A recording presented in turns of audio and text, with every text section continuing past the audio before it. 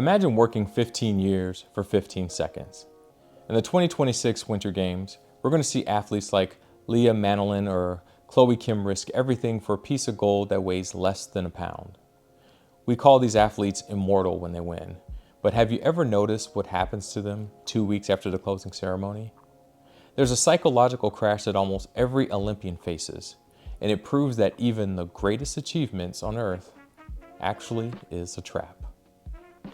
Hi, I'm Jay. Stick around and I'll explain it.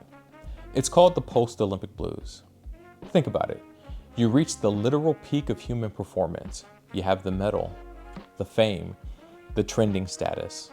But by Monday morning, the world has moved on to the next headline. Consider Michael Phelps, the most decorated Olympian ever. He's been vocal about the void that follows the podium. You spend your whole life obsessed with a single point on a map. And then you arrive and it's just a room. The lights are bright, but the air is thin. This is the arrival fallacy, the psychological illusion that once we reach a certain goal, we'll finally be happy. But the human brain isn't wired for arrived. It's wired for more. If your entire identity is built on being the best, what happens when you're no longer the reigning champion? We see it everywhere, whether it's an Olympic gold medal, a promotion at work, or finally hitting that follower count you've always wanted. We all chase these finish lines thinking they're finally going to make us feel complete. We tell ourselves, once I get there, the anxiety will stop. But finish lines are funny.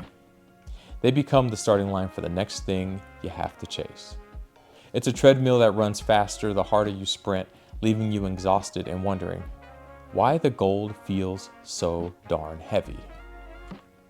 There's a reason that more never feels like enough. It's because we were designed for a different kind of prize.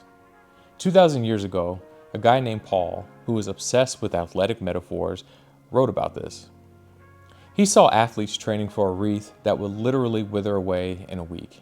He said, "They do it to get a crown that will not last, but we do it to get a crown that will last forever." The gospel isn't about you performing well enough to get God's gold medal. It's the opposite. It's God seeing that we can never win the race on our own, so we stepped onto the track for us. And our champion is Jesus. In the kingdom of heaven, the prize isn't something you earn. It's someone you know. So this February, while everyone is stressing over the medal count, remember, your value isn't tied to your highlight reel. If you're in Christ, your race is already won. If not, then I encourage you to search for him. So if this made sense to you and you like this video, the algorithm thinks that you'll find this next video pretty cool as well. Until next time, remember, there's an explanation for everything. Let's find it together.